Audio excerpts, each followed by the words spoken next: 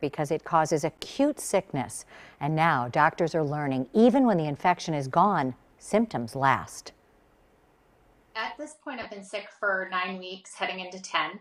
Carrie Nath wasn't even supposed to be one of the patients who got terribly ill with COVID-19. She's just 44, was training for a half marathon, had no health issues. In mid-March, she noticed some mild symptoms that quickly took a turn. My chest pain was so significant that I knew something was wrong, but still in my head thought maybe it's anxiety. I've been hearing a lot about COVID in the news, but it couldn't possibly be that.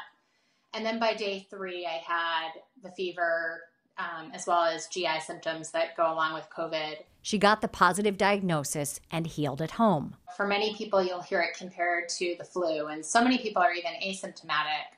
But when it reaches the point that you can't breathe, it's pretty scary. And unlike another illness where the sensations are familiar, most of my experiences with COVID were like nothing I had ever felt before. After she got the all clear, Carrie was not clear of lingering symptoms, heart palpitations, low blood pressure, numbness, hot flashes over her skin, and shortness of breath. The avid runner now barely has the energy to walk the dog. It's both frustrating and confusing. Will the fatigue continue for another 2 weeks, or will it last forever? Will the shortness of breath be a permanent thing I'll have to deal with, or will it eventually resolve?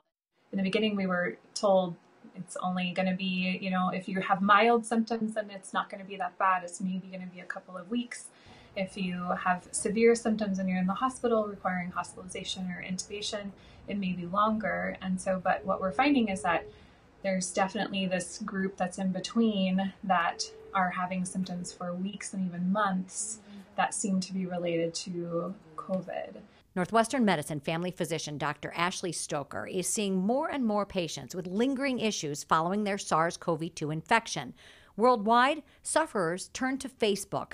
The Long Haul COVID Fighters page has more than 1 million members. A good portion of these individuals are continually having issues with cough and shortness of breath, chest pain, palpitations, headaches, fatigue is a big one. Numbness, tingling, headaches. It's really kind of all over the place. And like the virus itself, these persistent ailments are baffling to doctors. There's this sort of infection, and then there tends to be this, and we don't really quite understand if it's the infection that's continuing to cause problems or a post-infectious response and this post-inflammatory response. Inflammation is a common threat with COVID-19. It causes patients to plummet and in some cases end up on a ventilator.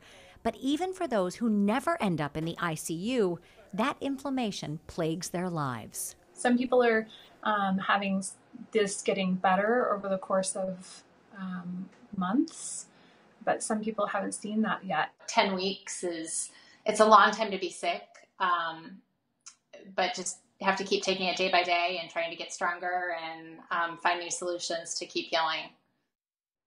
As the number of long-term COVID-19 sufferers grows, support groups are helping people cope and giving them some comfort knowing they are not alone.